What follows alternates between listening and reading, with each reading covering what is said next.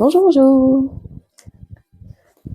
Aujourd'hui, je me pose ici avec vous pour vous expliquer un petit peu l'effet miroir qui régit beaucoup le chemin d'évolution de l'âme. Et j'ai beaucoup d'infos que je vais essayer de réunir du coup dans cette vidéo. La première chose, c'est que en fonction du moment de notre parcours, on a tous un effet miroir très personnel déjà, même s'il y a des grandes similitudes, mais qui peut bouger. C'est-à-dire que l'énergie divine, la source, elle peut modifier cet effet miroir, par exemple en miroir inversé ou en miroir similaire, en fonction de la manière qu'a notre mental d'analyser tout ça, tout ce qu'on perçoit autour de nous. Parce que, et ça m'est arrivé, d'interpréter à l'inverse tout ce qui intervenait, toutes les expériences que je vivais. Et donc j'ai vraiment eu cette sensation d'avoir eu les deux types de miroirs un peu en actif dans ma vie dernièrement. C'est-à-dire que la vie va nous proposer des expériences ou des personnes à l'opposé de qui on est à l'intérieur, plutôt qu'en miroir réfléchissant, révélant justement l'énergie qu'on porte ou qui on est. Ce qui peut amener à des gros questionnements en mode mais pourquoi je vis ça ou pourquoi j'attire tel type de personne, puisque au fond de moi j'ai l'impression d'être à l'inverse de tout ça. C'est pour créer des moments de bascule en fait dans nos énergies. Donc la chose que j'ai captée, et voilà, moi j'ai tendance à dire que j'ai mis du temps à le capter, même si en une année j'ai déjà avancé énormément, et face à certaines personnes en fait qui restent pendant 5-10 ans, même plus, dans ce type de parcours d'évolution, d'initiation, et parce qu'il arrive un moment où ça peut être tellement intense que on se freine, on se limite dans nos actions, dans nos choix, parce que cet effet miroir est tellement intense que dès qu'on fait un choix ou qu'on prend une décision, on a l'impression que ça remet tout en question, que ça vient tout bouleverser et qu'on perd notre paix intérieure, qui du coup à ce stade-là est assimilable à une fausse paix intérieure, puisque la paix intérieure totale, la complétude, c'est la capacité justement d'être tranquille et en paix, même dans les situations très chaotiques, déstabilisantes, où on n'a plus nos repères, etc. Et donc c'est en faisant ce type de choix qu'on renforce cette paix intérieure et qu'on avance au final sur notre chemin. C'est très compliqué les moments d'attente quand on... Mon chat qui joue... Salut toi.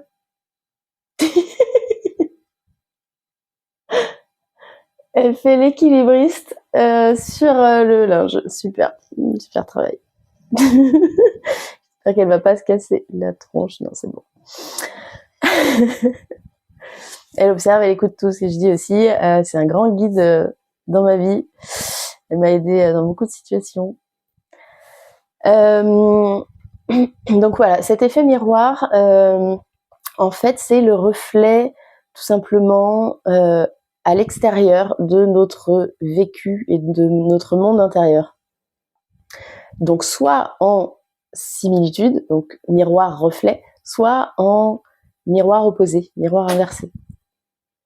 Et ça, c'est à en fait, ça nous incite à se remettre en question, à changer notre positionnement, à essayer de lâcher prise sur des croyances qu'on a nous concernant et à nous positionner dans ce type de questionnement.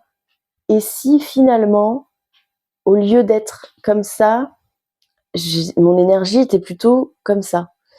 Et ça peut être des grands chamboulements et des choses qu'on ne veut pas voir du tout, justement. Par exemple, alors souvent le mental est complètement en prise avec ça. C'est lui qui ne veut pas admettre ou reconnaître qu'on pourrait être différent. C'est l'acceptation de la différence de manière générale dans un grand cadre. Et on peut prendre point par point. En fait, quand on arrive à lâcher prise et à accepter que peut-être on serait ça, alors souvent c'est des ombres, souvent c'est des choses qu'on ne veut pas, auxquelles on ne veut pas s'identifier. Encore une fois, c'est le moi qui s'identifie. Une fois qu'on fait le travail, on arrive justement à accepter que on peut être comme ça par moment, mais que ça ne fait pas nous, que c'est pas nous qui sommes cet adjectif, par exemple. On est beaucoup plus que des étiquettes ou des adjectifs. Et je prends par exemple le terme d'égoïsme. Quelqu'un qui se ressent comme quelqu'un de très généreux depuis toujours, il va avoir tendance à rejeter complètement le fait d'être égoïste quand, par exemple, il rencontre quelqu'un qui va lui dire « mais t'es égoïste, toi ?» Il va dire « mais pas du tout. » Voilà. Donc ça, c'est l'ego associé au mental qui viennent nous mettre en lumière un point qu'on n'accepte pas du tout parfois de nous, sachant que ce miroir inversé, il nous incite à faire le travail de, quelque part, se mettre à la place de cet adjectif pour l'accepter en lumière. Et souvent, ce qu'on réalise quand on lâche prise sur le fait d'être ou de ne pas être ça, on se rend compte que on passe par un tout petit moment d'acceptation. Ok, du coup, je suis égoïste. Qu'il en soit ainsi, certes. Et toutes les expériences derrière vont pouvoir venir adoucir ça et nous faire nous rendre compte que en fait, oui et non. Et d'ailleurs, c'est un grand sujet. Oui, je sais, j'adore ce livre. Si je me mets à faire des vidéos et à exprimer tout ce que je vis, tout ce que je ressens depuis quelque temps, c'est parce que je me suis retrouvée moi-même dans des postures de privation d'expression, de silence très très lourd à porter. Et voilà, mon chat vient de faire tomber un livre que j'adorais quand j'étais jeune. Le Maléfice. Voilà, pour m'aider à remarquer peut-être que qu'il n'y a pas réellement de maléfice et que c'est notre construction mentale qui nous fait passer par beaucoup de stades d'acceptation, enfin pour amener à l'acceptation. En tout cas, on a tous des chemins d'âme avec des blessures et des valeurs à travailler différentes. Ça peut être le pardon pour certains, la liberté, le libre arbitre, la compassion, l'acceptation du coup en fait partie. Quand on est une âme, une vieille âme ou une âme éveillée, on réalise qu'en fait dans une vie, on les revoit toutes, on les retravaille toutes pour justement devenir se rapprocher du moins le plus possible de manière incarnée à notre essence, essence d'âme, essence divine du coup, enfant de la source et très connecté aux énergies de la terre quand on est ici.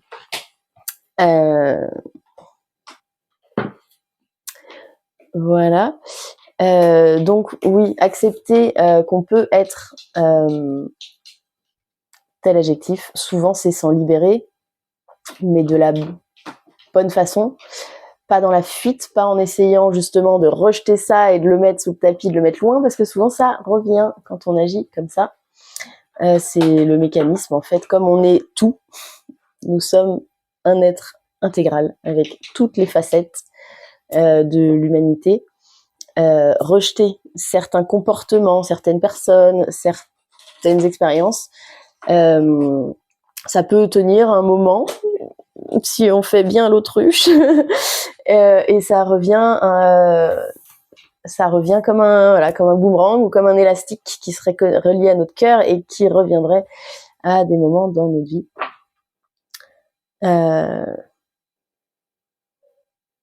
Le plus tôt sera le mieux, j'entends. Donc voilà, c'est le travail de conscientisation à faire. Désolée,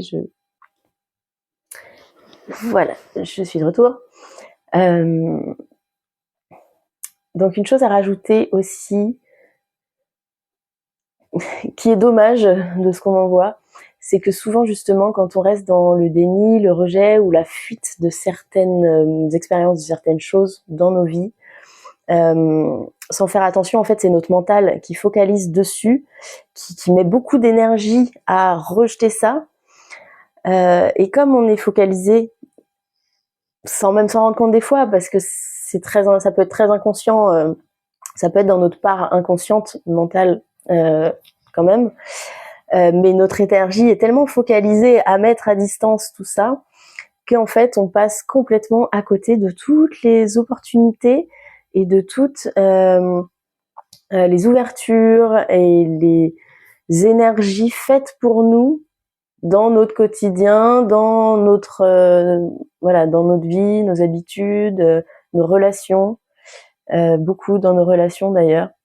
Par exemple, un lien avec un proche, un ami proche ou de la famille qui aurait tendance à se détériorer, on va focaliser sur la détérioration et se poser des fois 1000 questions, pourquoi.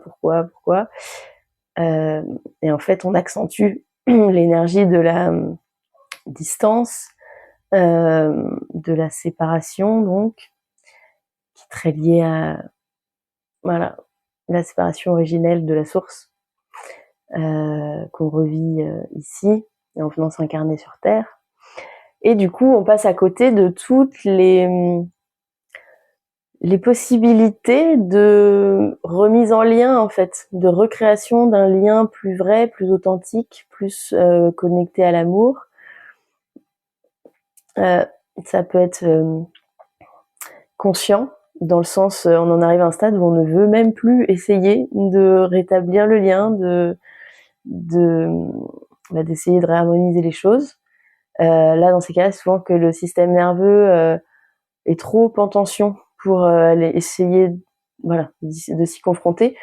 Alors qu'en fait, c'est justement en se mettant à s'y confronter que petit à petit il se détend, qu'il se recharge et qu'on réaccède à des relations satisfaisantes, pleines d'amour et nourricières du coup.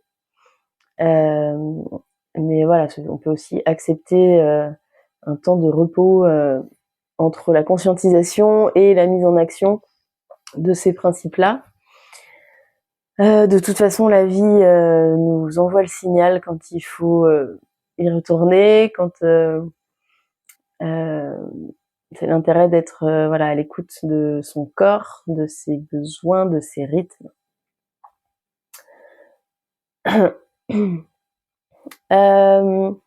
Pour revenir au miroir, donc ça c'était quelques connaissances du miroir intérieur-extérieur. Dans cette vidéo, je vais rajouter un autre aspect, le miroir horizontal-vertical. J'en ai déjà parlé dans une vidéo précédemment, mais je vais l'inclure dans celui-là.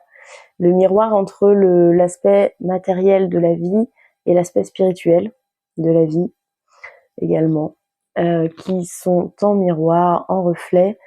On est là pour développer les deux plans, dans le sens un peu diagonale. Ça fait plutôt, hop, des planchers, escalier, étage, escalier, étage, et ainsi de suite. Et du coup, voilà, on peut construire beaucoup de choses sur le plan matériel. Si à un moment on ne se connecte pas à sa part un peu plus spirituelle, verticale, donc à l'écoute de soi et la connexion, justement l'ancrage aux énergies très terrestres et la réception des intuitions, des informations personnelles, des fois très individuelles qui nous arrivent du céleste, des énergies, quand je dis céleste, c'est le soleil, la lune, toutes les planètes, l'univers, voilà, communique à travers tous nos chakras qui sont alignés comme ça. Donc de la racine au coronal. Et c'est pour retrouver cette harmonie et cette verticalité de nos chakras, plutôt que de laisser échapper en fait notre énergie un peu partout, à tire l'arigot, et de renforcer justement la cohésion de tout ça. Donc se construire sur le plan matériel, c'est pour ça qu'on est ici sur Terre, pour avoir cette matérialité là. Mais ce que j'entends, c'est que une fois que le rez-de-chaussée est rempli, et pourtant on peut, il y en a qui ont essayé de pousser les murs pour faire rentrer encore plus d'argent, plus de biens, plus de possessions en fait.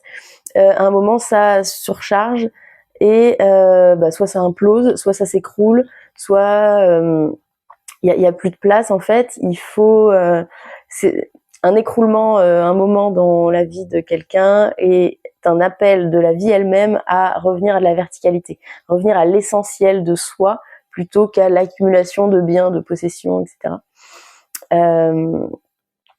C'est marrant parce que dans la vie spirituelle, des fois, alors ça c'est le côté magie noire, maléfice, on parle d'être possédé, alors que sur le plan de la matière, c'est avoir des possessions. Mais en fait, voilà, ça symbolise bien le miroir qu'il y a entre les deux. Et encore une fois, c'est un reflet, ce n'est pas à diviser, à séparer. Quelqu'un qui est que dans la verticalité n'aura plus du tout d'ancrage et de racines, donc de possibilité de construire, de manifester dans sa vie concrète, et donc va rester perché, ce qu'on appelle, ce que les gens qui sont très terre à terre vont appeler les gens complètement perchés, parce qu'effectivement on n'a plus tant de lien avec le concret, la matérialité. Ça fait très peur d'ailleurs à ceux qui sont souvent que très terre à terre. Et l'un n'est pas mieux que l'autre. En fait, ils sont vraiment à associer. Il y a quelqu'un qui arrive. Voilà. Je reviens avec un point important. Enfin, je vais finir sur ce point-là même, qui servira aux gens qui ont senti que ça résonnait avec eux et qui sont allés au bout de cette vidéo. Je pense que ceux pour qui c'est pas le moment ou pas le chemin se seront arrêtés bien avant ce point-là. Mais il est hyper important pour retrouver un peu de sécurité sur le long de ce chemin. C'est quand on commence à s'apercevoir de cet effet miroir, il y a 2 pièges qui me viennent en tête là. C'est déjà le côté miroir premier degré et miroir deuxième degré. Justement, avec cette histoire de se remettre en question pour tout, à tout va, et à quel moment arrêter de le faire.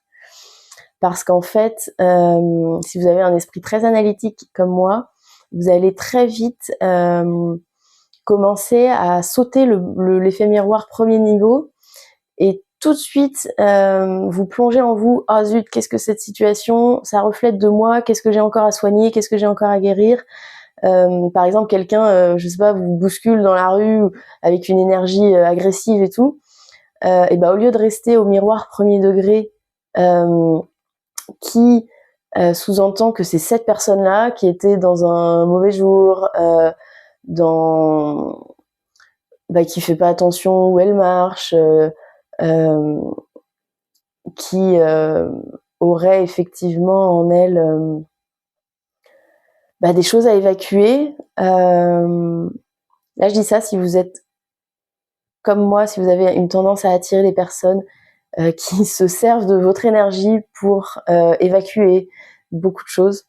Moi, je sais que je suis un canal qui fait passer beaucoup d'émotions des gens à travers moi.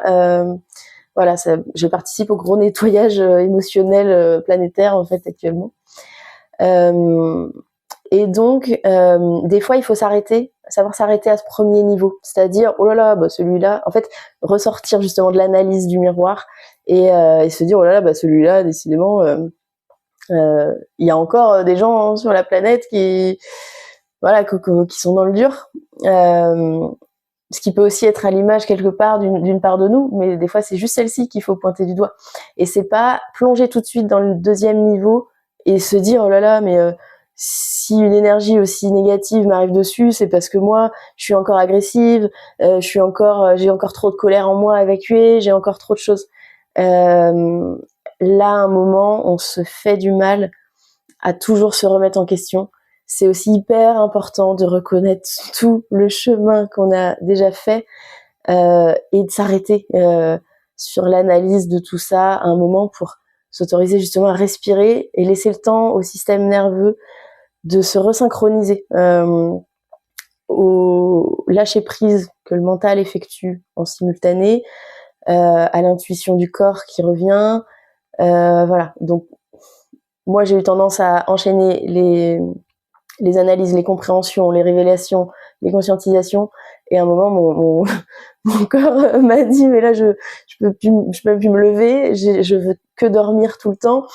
Et encore une fois, le fait de vouloir que dormir tout le temps, je continuais à me questionner sur, j'ai plus de vie en moi, je suis trop connectée à la mort. Voilà, ça faisait énormément de choses et je me laissais pas respirer, en fait. Donc je suis tombée dans l'effet justement miroir complètement étouffant, à tout analyser tout le temps. Et je sais que je suis pas la seule. Et si on me pousse là actuellement à faire ces vidéos là et à oser m'exprimer là-dessus, c'est parce que je pense que mes messages peuvent résonner avec certaines personnes qui doivent être bloquées là-dedans. Et si comme moi, à un moment où tout s'est écroulé, sans même réussir à trouver le moyen de demander de l'aide, des fois parce que, ça je pourrais revenir dessus sur une autre vidéo, le fait de se tenir à vouloir tout faire toute seule ou tout seul, et le fait de demander de l'aide. Si jamais quelqu'un regarde et aimerait un autre avis sur ce sujet que j'ai bien creusé aussi, n'hésitez pas dans les commentaires. Même si je pense que mes vidéos seront très peu regardées au début. C'est même sûr, voilà, j'ai la validation. Parce que je vibre à une fréquence qui n'est pas compréhensible pour certains, voilà. Un petit panel de gens, on va dire, sûrement. Mais en même temps, j'ai une expression et une manière de verbaliser les choses qui est plus accessible justement que certaines personnes que moi je sens évoluer maintenant sur la même fréquence, mais qui ont des mots hyper limite scientifiques et très ce qu'on appelle supramental, en fait, connecté à des informations. Oui, effectivement, ça fait très ésotérique dans le sens où c'est un discours avec des mots très scientifiques qu'il faut comprendre, savoir lire entre les lignes, etc. Enfin, moi, je vulgarise un peu tout ce que je vis et tout ce que j'ai vécu. Et c'est pour ça, je pense qu'on me pousse à commencer à m'exprimer sur les réseaux. C'est pour que ça touche des personnes qui peuvent se sentir complètement perdues, égarées, un grand questionnement sans réussir à demander de l'aide. Donc voilà, si jamais ma vidéo vous touche à ce niveau-là, tant mieux. C'est qu'il était grand temps que j'ouvre tout ça. Et j'avais un deuxième piège Alors ça, c'est un peu le côté suranalyse.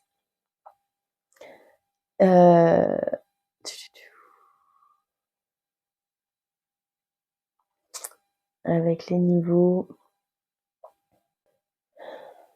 C'est un bon exercice pour moi. Je prends le temps. Je suis désolée, ça peut prendre un petit moment parce que j'ai moins l'habitude que des consoeurs ou confrères qui font ce genre de vidéos. Mais c'est un bon exercice pour moi de faire revenir en conscience un message que j'ai canalisé et qui est reparti, mais que je sais qu'il peut revenir. Ça me pousse juste à justement savoir quelle partie de moi voulait communiquer ça et à m'y reconnecter.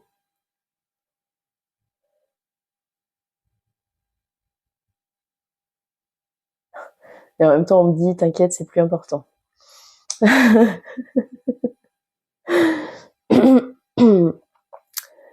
Et c'est là où j'ai encore du mal à lâcher parce que j'aime bien retrouver ce que je voulais dire et ce que je cherchais.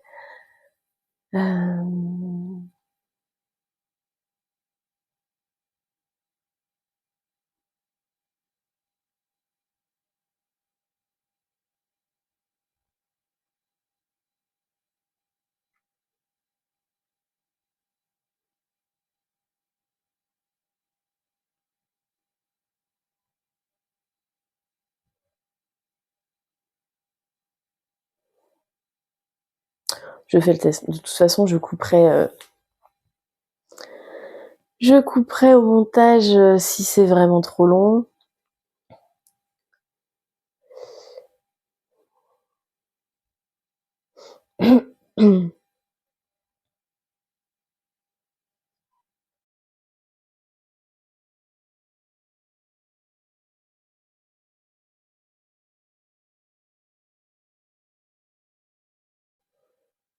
C'est bon, ça vient de revenir.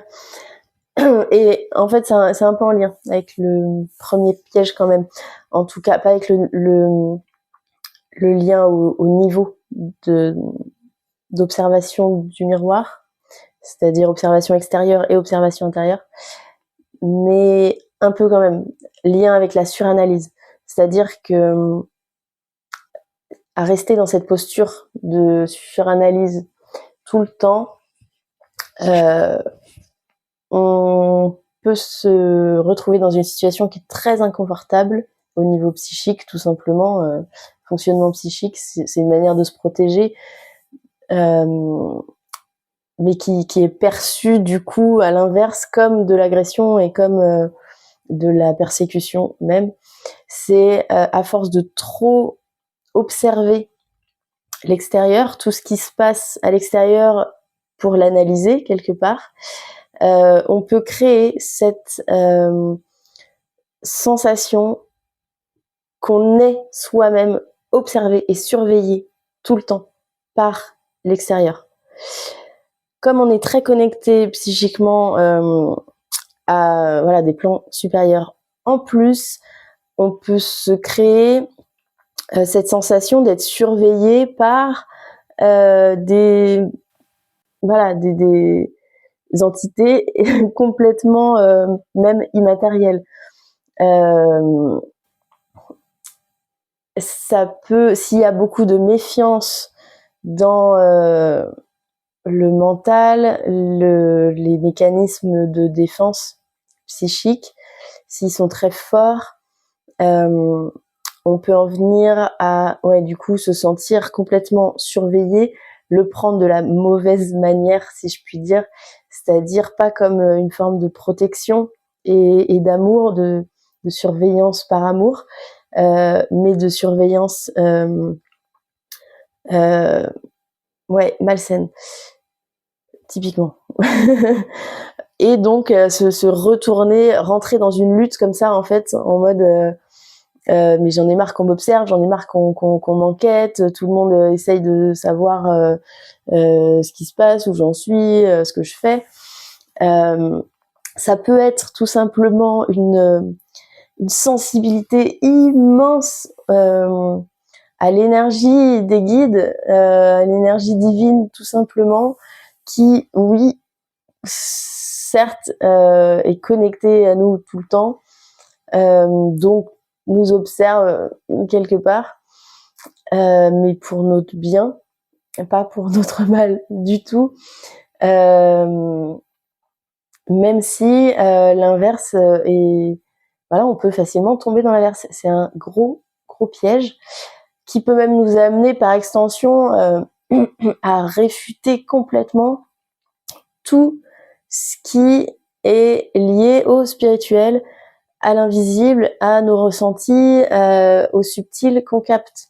Donc, nous renier nous-mêmes dans nos ressentis, donc nous recommencer à nous abandonner dans nos intuitions, nos ressentis, tout ça, et donc en fait perpétuer cette boucle de croyance, non-croyance en fait. Alors que tout est juste, il n'y a pas encore une fois à choisir de camp. On peut être très bien aligné et positionné entre les deux.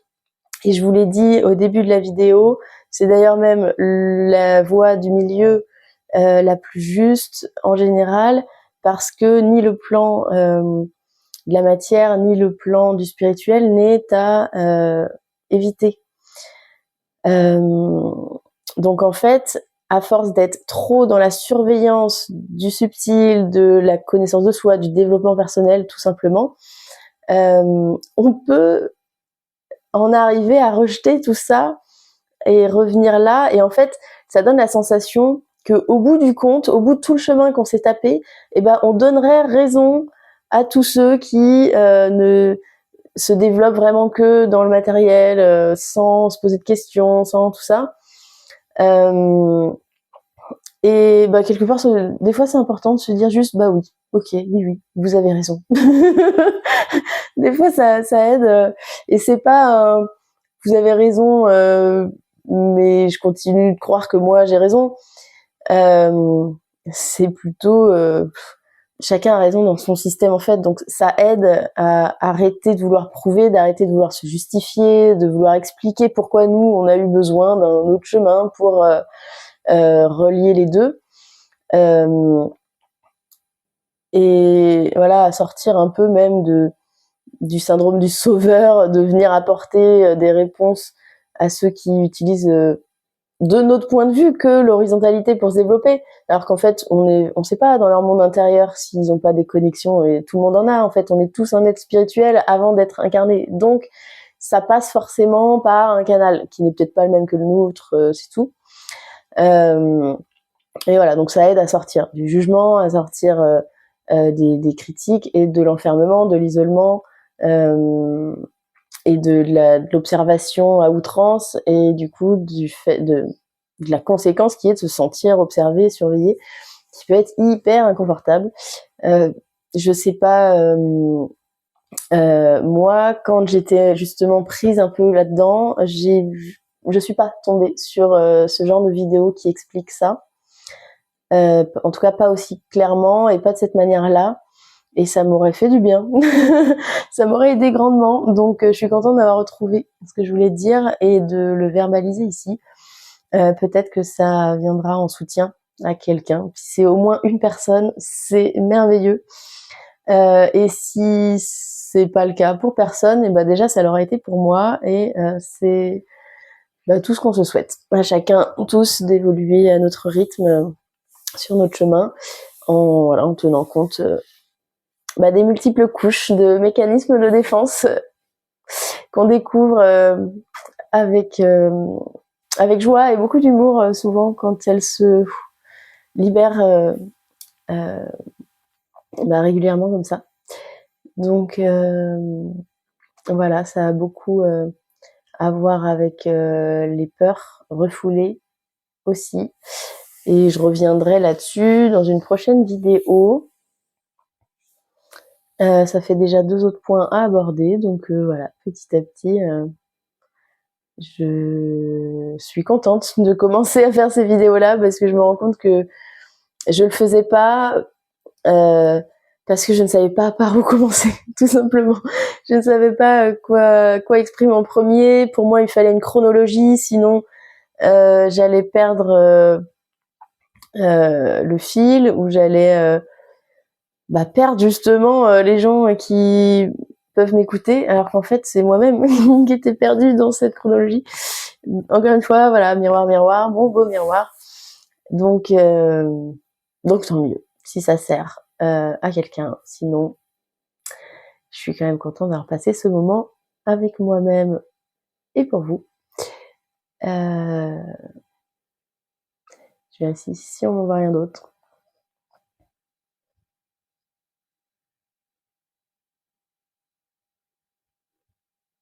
Je vous remercie et je vous souhaite une belle journée, un bon week-end.